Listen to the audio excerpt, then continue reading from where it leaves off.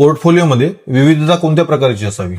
बघा, डायव्हर्सिफिकेशन, विविधता म्हणजे डायव्हर्सिफिकेशनसाठी ना मी खूप मोठा फॅन नाही आहे डायव्हर्सिफिकेशनचा. मला वाटतं की जर मी कुठं पैसे टाकतोय तर माझ्या 3 मत आहे की मी रिस्क घेऊ शकतो. जर तो खाली येणार तर माझा स्टॉप लॉस मला माहिती आहे, मी तिथे एक्झिट करणार, तर मी तिथं मोठा पैसा टाकू शकतो. तर मी खूप मोठा फॅन नाही आहे डायव्हर्सिफिकेशनचा. बट हे मी कधी बोलतोय? हे मी बोलतोय जेव्हा मला 10 वर्षाचा अनुभव आहे फायनान्शियल मार्केटला. जर तुम्ही सुरुवात करत असाल तर तुमच्या पोर्टफोलिओमध्ये सगळे स्टॉक, सगळ्या सेक्टरचे स्टॉक असणं गरजेचं आहे. प्रत्येक सेक्टरचे 4 स्टॉक आपल्या पोर्टफोलिओच्या 5% आणि असे 5 सेक्टरचे 4 स्टॉक तुमच्या पोर्टफोलिओमध्ये असणं गरजेचं आहे.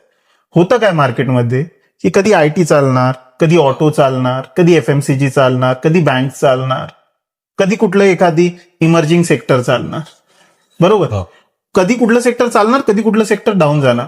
बट जर तुमच्या इथं बिलकुल, पण तुमच्याकडे जर हे सगळे सेक्टर असेल ना, तर कुठलं चाललेलं सेक्टर आणि डाऊन जाणार सेक्टर हे एकमेकाला बॅलन्स करत जाणार आणि हळूहळू तुमचं ग्रोथ होत जाणार.